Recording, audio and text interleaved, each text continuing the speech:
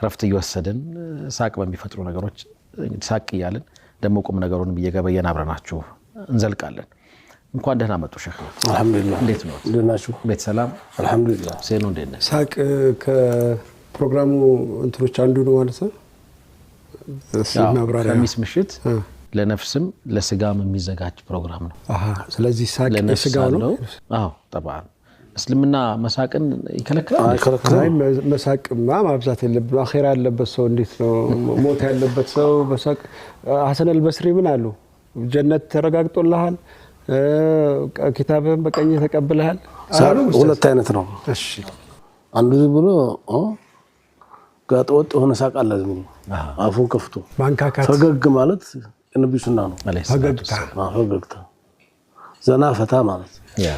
አኺራ መርሳት አይደለም የመሐመድ አሁን ከየትኛው ይታያል በተዙ ነው የሚታየው ከየትኛው ዘና ፈታ ከማለት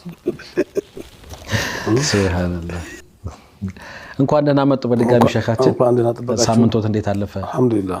መርሐባ ባለፈው ሳምንት እንግዲህ የተለያዩ ቁም ነገሮችን ለማየት